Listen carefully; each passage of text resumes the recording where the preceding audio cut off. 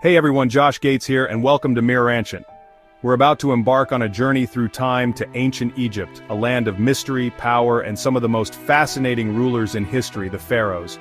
We're talking colossal pyramids, glittering treasures, and stories whispered through the ages. These weren't just kings and queens, they were considered living gods, shrouded in ritual and intrigue. Over the next few chapters, we're going to unearth some incredible secrets about these ancient rulers. We'll delve into their opulent lives, uncover their hidden practices, and explore the myths and legends that still captivate us today. So buckle up, get ready for adventure, and let's unlock the mysteries of the Pharaohs together.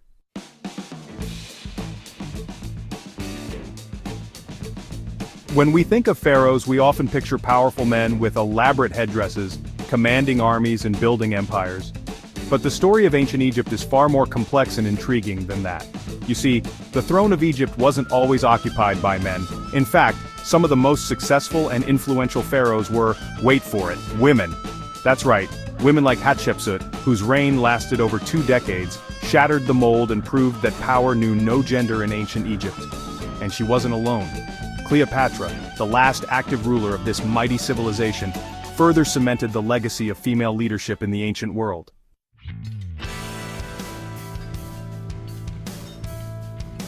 Let's talk about Hatshepsut. Imagine being a woman in a society dominated by men, then rising to become the pharaoh, the most powerful position in the land. That's exactly what she did. Hatshepsut was a shrewd politician and a brilliant strategist. She knew that to solidify her rule, she needed to command respect and project an image of authority. So, she did something truly remarkable. In statues and inscriptions, Hatshepsut often depicted herself as a man, complete with a false beard and a muscular physique. This was a bold move, a calculated strategy to appease tradition and assert her dominance. And it worked. Hatshepsut's reign was a golden age for Egypt, marked by peace, prosperity, and ambitious building projects.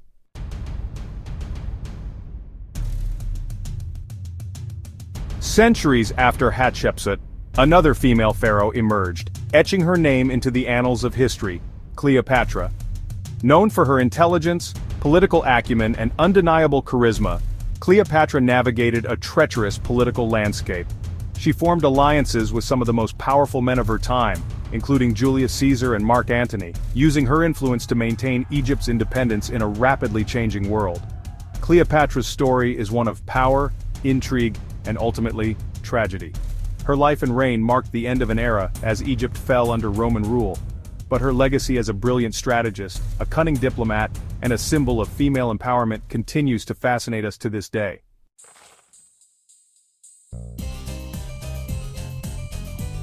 We've talked about the power and authority of the pharaohs, but what about their personal lives? What was it like to walk in their sandals, to experience the opulence and grandeur of ancient Egypt as a ruler? Well, imagine this. You're a pharaoh, the most powerful person in the land. You live in a palace adorned with gold, surrounded by servants who cater to your every whim. Life is good, but you know what would make it even better? Exotic animals, lots of them. And not just any animals, we're talking lions, leopards, baboons, even trained falcons. You see, for the pharaohs, owning exotic creatures wasn't just about having cool pets, it was a symbol of their power, wealth, and connection to the divine.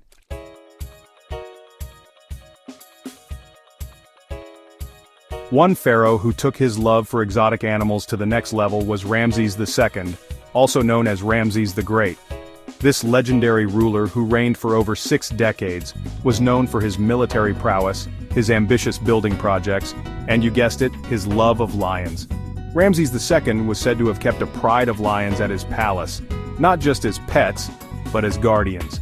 Can you imagine the sight of these majestic creatures prowling the palace grounds, their roars echoing through the night? These weren't just any lions, they were symbols of Ramses II's power and authority. They were a living testament to his status as the ruler of all he surveyed. And let's be honest, nothing says, "Don't mess with me," quite like a pride of lions guarding your front door.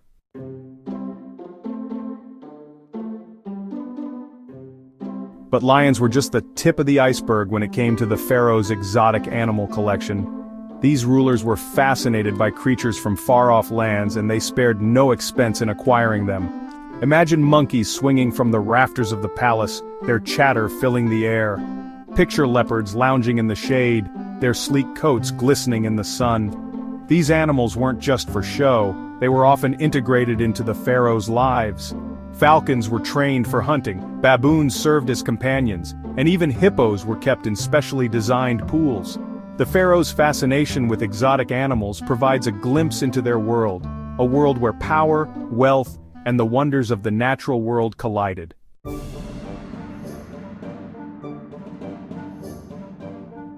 Alright, so we've talked about powerful women, exotic pets, but let's dive into what truly set the pharaohs apart. These weren't just kings and queens, no, they were considered living gods walking among mortals. Imagine the kind of power that came with that, the awe, the fear, the absolute belief that your ruler held the mandate of heaven. This wasn't just some symbolic title either. The pharaoh's divine right was woven into the very fabric of Egyptian society. It dictated their laws, their customs, even their daily lives. Every action, every decree was believed to be guided by the gods themselves through their earthly vessel, the pharaoh. Think about the implications here. Challenging the pharaoh wasn't just treason, it was sacrilege. It was like spitting in the face of the gods themselves.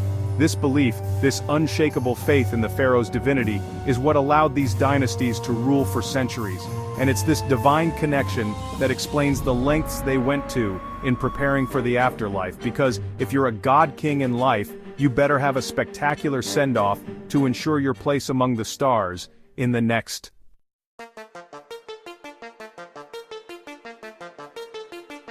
Now, when I say they went all out for the afterlife, I mean they spared no expense. The pyramids, the Valley of the Kings, these weren't just burial grounds, they were gateways to eternity. And the pharaohs wanted to arrive in style. The mummification process itself was a testament to their belief in the afterlife.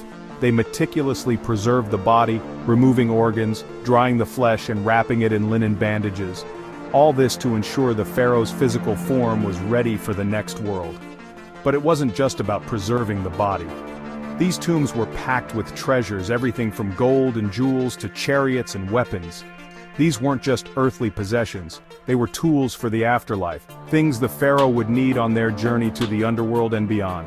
And let's not forget the elaborate inscriptions and decorations that adorned every inch of these tombs. Hieroglyphics depicting their reign, prayers to the gods, spells for protection, all designed to guide and protect the pharaoh on their final journey.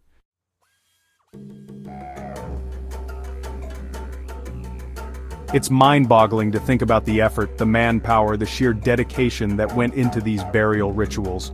But it tells us something profound about the ancient Egyptians. They believed in the afterlife with an intensity that's hard to fathom today. For them, death wasn't the end, it was just a transition, a doorway to another realm.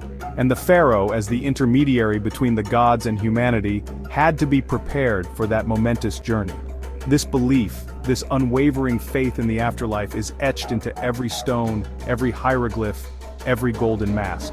It's a testament to a civilization that looked beyond the horizon of this life and sought immortality in the stars.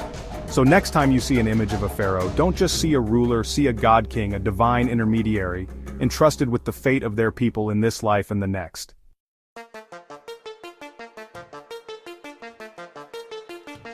We've all seen hieroglyphs, those intricate symbols etched into the walls of tombs and temples. They're like a window into the past, telling stories of pharaohs, gods, and everyday life in ancient Egypt. But here's something you might not know. Not all hieroglyphs were meant for human eyes. Imagine this. You're a priest, deep inside a pyramid, surrounded by flickering torches. You come across a wall covered in strange, unfamiliar symbols. These aren't your everyday hieroglyphs. These are the secret writings, the language of the gods, hidden from the uninitiated. These secret hieroglyphs were more than just a different alphabet. They were believed to hold immense power, capable of influencing the afterlife. They were used to inscribe prayers, spells, and rituals, often hidden within the larger texts, visible only to those who knew where to look. It's like a code within a code, a secret language whispered through the ages.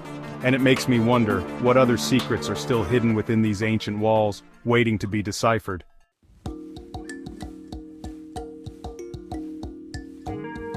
One place where we find these secret hieroglyphs is in the Book of the Dead. Now, it's not a single book, but a collection of spells and prayers written on papyrus scrolls. These scrolls were placed in tombs to guide the deceased on their journey through the underworld. Think of it as a sort of ancient Egyptian travel guide for the afterlife. It's filled with spells to protect you from demons, navigate treacherous landscapes, and ultimately face the judgment of Osiris, the god of the underworld. But within these scrolls, hidden among the more common spells, are those secret hieroglyphs again. These were the most powerful incantations, the ones reserved for the elite, the ones that could guarantee a smooth passage into the afterlife. It's like finding a hidden chapter in a book, a secret addendum with the key to unlocking even greater mysteries.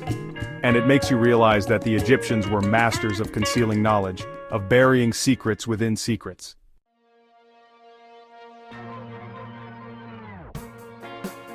Deciphering these secret hieroglyphs has been a monumental task for Egyptologists.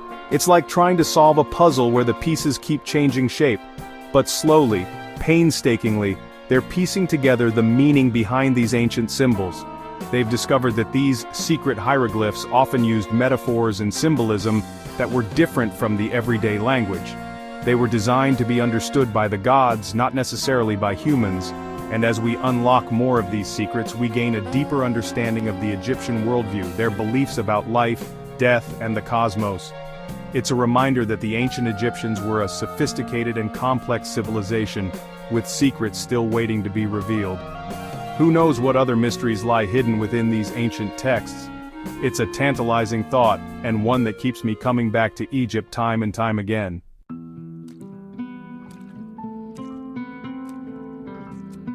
The year is 1922. In the Valley of the Kings, a place steeped in history and legend, archaeologist Howard Carter makes a discovery that will send shockwaves around the world: the tomb of Tutankhamun. Imagine the scene. After years of searching, Carter finally uncovers the entrance to the tomb. He peers through a small opening, his heart pounding with anticipation. Inside, he sees a treasure trove of gold, jewels, and artifacts, untouched for over 3,000 years. It's a moment of pure archaeological triumph, but it's also the start of a mystery that continues to fascinate and frighten people to this day: the curse of the Pharaohs.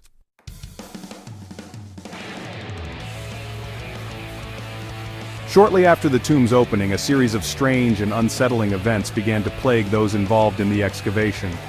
Lord Carnarvon, the financial backer of the expedition, died suddenly from an infected mosquito bite.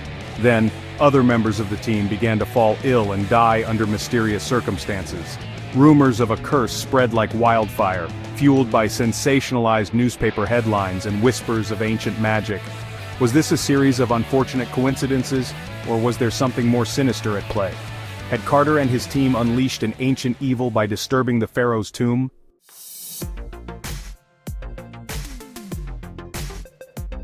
Over the years, scientists have debunked many of the claims surrounding the curse. They point to natural explanations for the deaths, like infections caused by mold spores in the tomb. But even with scientific explanations, the legend of the pharaoh's curse persists. It speaks to our fascination with the unknown, our fear of the ancient and powerful forces that may lie beyond our understanding.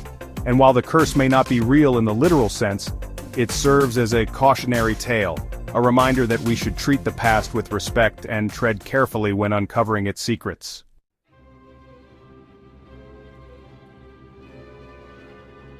The pharaohs of ancient Egypt continue to captivate us with their mysteries and grandeur. From ruling as gods to leaving behind legacies that defy time, their stories remind us of humanity's endless quest for power and immortality. We've journeyed through time, exploring the lives of these powerful rulers, uncovering their secrets, and grappling with the mysteries that still surround them. From powerful female pharaohs to exotic pets and secret hieroglyphs, we've only just scratched the surface of their fascinating world. If you enjoyed this journey into the past, don't forget to like, subscribe, and hit that notification bell. Until next time, stay curious and keep exploring the wonders of history.